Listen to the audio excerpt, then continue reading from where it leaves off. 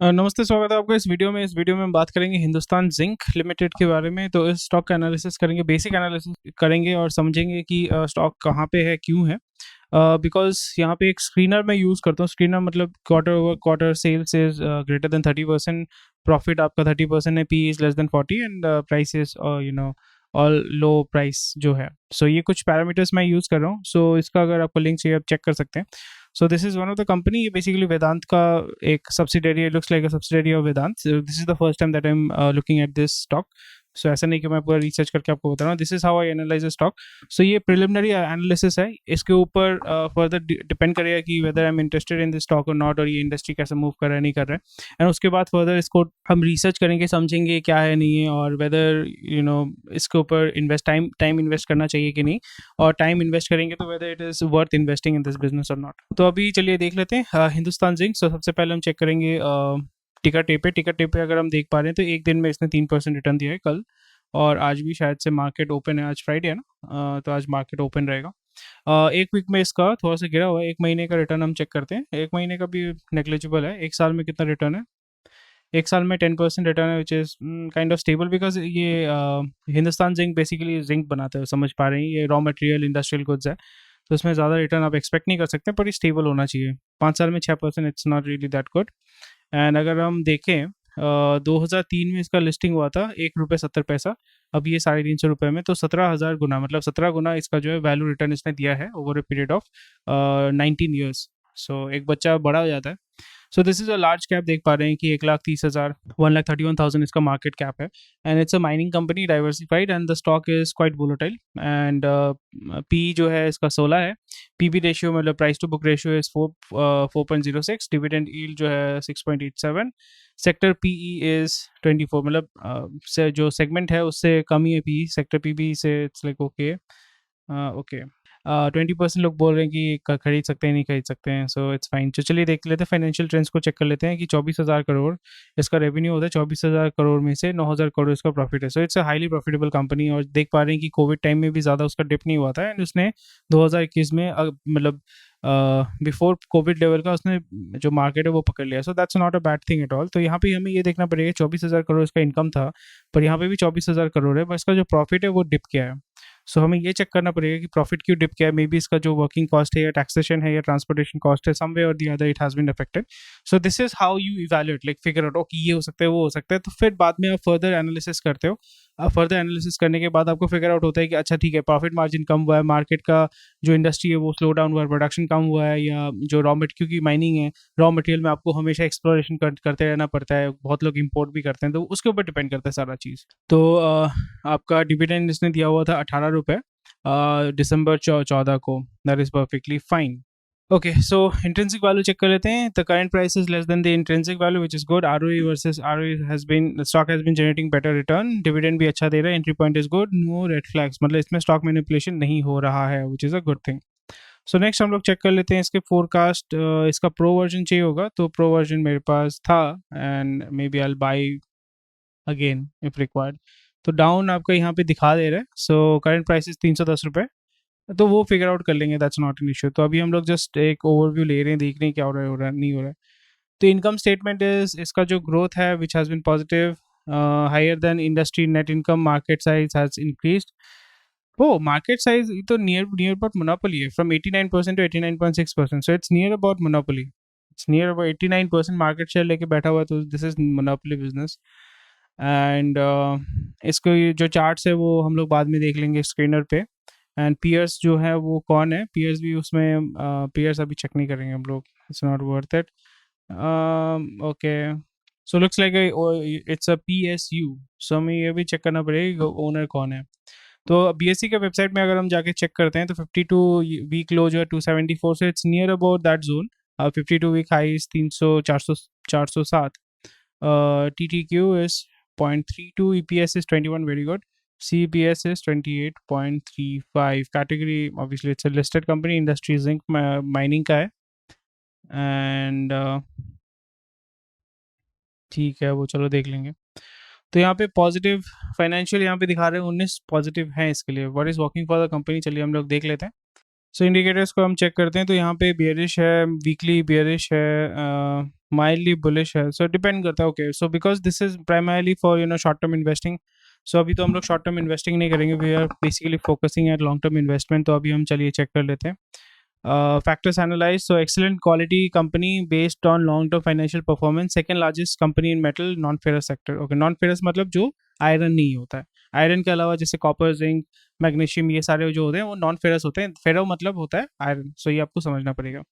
Valuation is very expensive and very risky, very expensive, fair, attractive, अच्छा high dividend yield, obviously अच्छा इसमें revenue आपको दे रहा है। Operating profit to interest is quite nice, very quite on the higher side. Net sales is very high, negative यहाँ पे दिखा नहीं रहा है।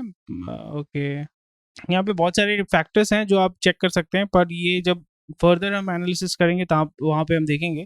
तो अभी चलिए देख लेते हैं स्क्रीनर पे एक बेसिक एनालिसिस करके हम समझते हैं कि क्या है नहीं है। सो सबसे पहले कंपनी के बारे में हम लोग समझेंगे। तो कंपनी जो है वो जैसे आप देख पा रहे हैं, so it was incorporated in 1966 as Hindustan Zinc. It is ranked number 1 in Asia Pacific, blah blah blah blah blah. One of the low cost producers of zinc globally, and it's India's only integrated producer of zinc, lead and silver. Company is a subsidiary of Vedanta, जैसे मैंने बोला था, which owns 65% and the rest 20। अच्छा, so it's a PSU, it was PSU and basically divestment कर करके इस वेदांता ने इसको परचेज कर लिया है। Okay, second largest lead miner, fourth largest zinc smelter, sixth largest silver producer. That's really nice. Company exports around 20% of its turnover. That is very good. Global lowest producer of zinc. ये next 5 साल में 1400 करोड़, ये 14,000 crore invest करेगा। Obviously इसका जो further जो आपका processing plants है उसको तैयार करने के लिए हेल्दी डिविडेंड पे डिविडेंड भी बहुत अच्छा ये पे करता है। सो नियर अबाउट 9,000 करोड़ इसने आपका पे आउट किया था। So 9,000 crore is obviously definitely profit ही होगा। सो चलिए बात कर लेते हैं, let us understand the basics of this. So market cap is 1,34,000 crore. Stock P is 14.6।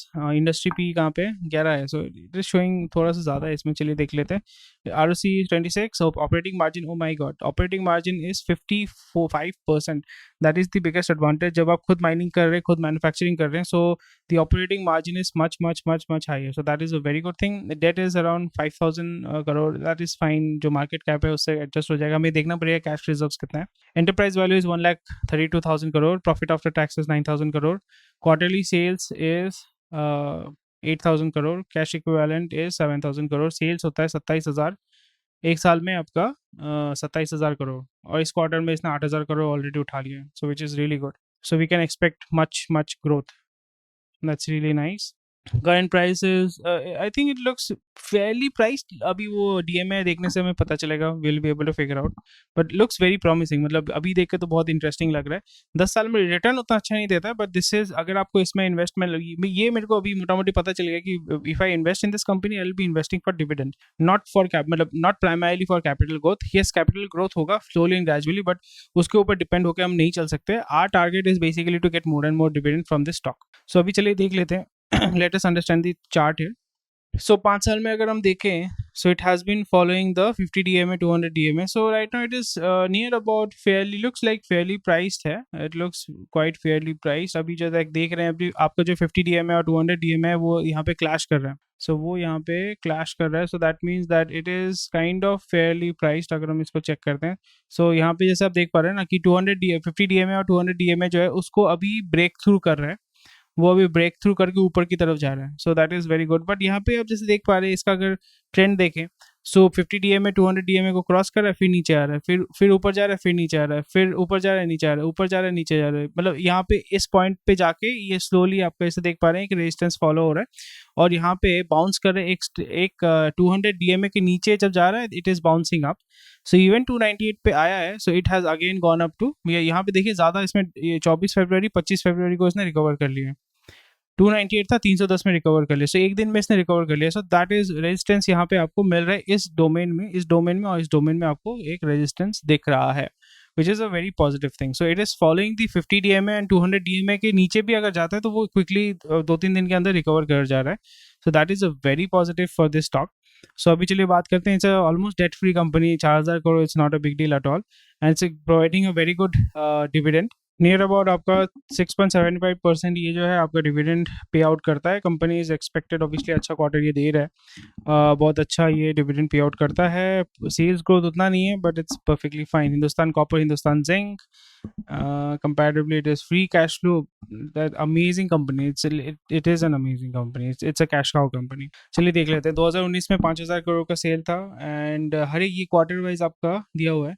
So quarter wise अगर हम देखते हैं, so it has grown over. मतलब जो कोविड पीरियड है उसमें भी उसको कोई फर्क नहीं पड़ रहा था. It was still growing at that point of time. थोड़ा सा डिप हुआ था but again it was growing and it has gone beyond that. जो भी इसका गिर रहा था ना 58%. सो अच्छा ग्रोथ इसने दिया हुआ है. एक्सपेंसेस हमें देखना पड़ेगा. मटेरियल कॉस्ट तो इसका कुछ है ही नहीं. That's really amazing. मटेरियल भी कॉस्ट कुछ नहीं है एंड इसका जो एम्प्लॉय कॉस्ट है वो भी बहुत गिरा हुआ है. पहले इसका 3.8%, 4%, 5%, इवन 6% तक गया था. Right now it is 2.2%, which is very good. Operating margin has gone up. So everything looks like everything is going for this company. Amazing यार. अदर इनकम भी कम हुआ है which is good. अदर आपको समझना पड़ेगा, अदर इनकम अगर बढ़ जाता है that is a very negative thing. That means that वो अपना जो assets है वो sell कर रहे हैं to get more income. So that is a negative thing. Taxes जो है, taxes has gone up but इसका income भी, net profit भी आप जैसे देख पा रहे हैं 2,000 crore. So it has all time high पे अभी चल रहा है. बट स्टिल स्टॉक वो रिफ्लेक्ट नहीं कर रहा है. मतलब कंपनी का जो फाइनेंशियल्स है that is all looks like it's all time high but it is not reflected on the stock. That means the stock is not kind of relevant. So it looks under valued right now. EPS भी अगर हम देखते हैं तो EPS has also gone up. So near about आपका 50% growth हुआ है in EPS. That is really really amazing. Profit and loss अगर हम देखते हैं तो आप जैसे देख पा रहे हैं कि 22,000, 21,000, 18,000, फिर 22,000 करोड़. मतलब बेसिकली ट्रेलिंग 12 मंथ्स में से 27,000 करोड़ का इसने सेल्स किया है. जस्ट इमेजिन 10 साल के अंदर it has grown a lot and Covid के बाद इसने बाउंस बैक किया है. सो सेल्स ग्रोथ भी बहुत अच्छा हुआ है. मटेरियल कॉस्ट इसका नियर अबाउट थोड़ा सा इंक्रीज हुआ है. That is perfectly fine. Manufacturing cost has gone up, so it should be going down. That is why I think ये जो अपना जो capacity है वो increase करना चाहते हैं. And employee cost has gone down, which is good. Other cost has gone up. वो हमें देखना पड़ेगा other cost क्या होता है. Operating margin has gone up, which is good. Other income has gone up. Okay. Depreciation बहुत पैसा खा रहा है. Depreciation बहुत पैसा खा रहा है. Profit after tax is amazing. Like आप जैसे देख रहे हो pre-COVID level अगर हम check करें इसका dividend payout is also going up. So it's a very stable stock. It's a very stable stock. पर इसमें जैसे मैंने बार बार कहा, you are not going to invest in this stock for capital appreciation but more for dividend payout. अगर आपको stable income चाहिए quarterly, most probably quarterly या yearly अगर देते हैं डिविडेंड पे आउट तो उसके ऊपर बेस करके आप इन्वेस्टमेंट करोगे. कैश रिजर्व जो है भयानक है. मतलब 35,000 करोड़. सो कोई इशू नहीं है. This company is very very healthy. Borrowings इसका बड़ा हुआ है, वो देखना पड़ेगा कि बोरोइंग इसने क्यों किया. Already they have cash reserve. So I am not sure why they, मतलब maybe because of plant expansion and maybe buying mining equipments are quite expensive. Liabilities have gone up. Trade payables अच्छा ठीक है. So looks really nice. Debtor days 7 days वो भी कम हुआ है. So cash conversion cycle is amazing. मतलब आपका 7 दिन के अंदर पैसा उसको वापस करके आ जा रहा है. And working capital day is negative. Just imagine working capital day negative होने का मतलब ये होता है कि आपके पास इतना पैसा है कि मतलब ये नेगेटिव में चला जाए. So you have a lot of money. So that means that it's a very cash positive company. So amazing है. ROC is 26%. अमेजिंग है. मतलब अगर आप 10 रुपये डालोगे, मतलब 100 रुपये डालोगे तो आपको 26 रुपये वापस मिलेगा, मतलब as a profit. Promoters are 64%. Vedanta is basically the owner of this company 65%. Government owns 30%. So it's a PSU but obviously president of India is one of the richest person. You know public जो है FIA भी hold कर रही है. FIA slowly इसको dump कर रही है. Doesn't matter to me. DIA जो है उसको होल्डिंग्स जो है थोड़ा बढ़ा रही है. इंडियन पॉपुलेशन भी जो है वो बढ़ा रही है. So it looks like a very very stable thing. So credit rating भी देख लेते हैं. ये भी A to A+ रहेगा. Very stable company, very stable. देखो आप, बहुत ही स्टेबल कंपनी है, बहुत ही स्टेबल कंपनी है. So it's an amazing. It looks like it is. I think the another NMDC. NMDC भी बहुत बढ़िया कंपनी है, PSU है. It performs really well. यहाँ पे आपको समझना पड़ेगा. These are performing really well not because of the not because of the PSU, because it's a ये ऐसे डोमेन में इसका मार्केट इतना बड़ा है, इसका मार्केट शेयर जैसे देख पा रहे हैं 90% मार्केट शेयर है. That is the reason why it makes so much of money, not because of government इसको चला रही है, ऐसा कुछ नहीं है. So looks like a very good company. जो भी मैंने एनालिसिस किया तो मेरे को देख के बहुत खुशी हुआ है. This is one of the greatest, इस साल का तो मैंने देखा है कि one of the good stock that I have discovered वो भी गवर्नमेंट का है एंड माइनिंग सेक्टर. सो जैसे मैंने बार बार कहा है, you are going to, I'll do further research onto it because I find it very interesting. तो यहाँ पे अगर आप इसको कंसिडर कर रहे हैं तो जैसे मैंने कहा है कि आप इसको कंसिडर तभी करेंगे नॉट फॉर कैपिटल अप्रिसिएशन. ऐसे नहीं कि आपने 10 रुपये डाला वो 20 रुपये हो गया, बट बिकॉज आप 10 रुपये डालोगे तो आपको वो 4 रुपये 5 रुपये डिविडेंड में देगा. ये आपका टारगेट होना चाहिए. सो that is perfectly fine and you can definitely consider this company and look into this company. Amazing. So thank you for watching this video and I hope you have learned something new and take care. Bye bye.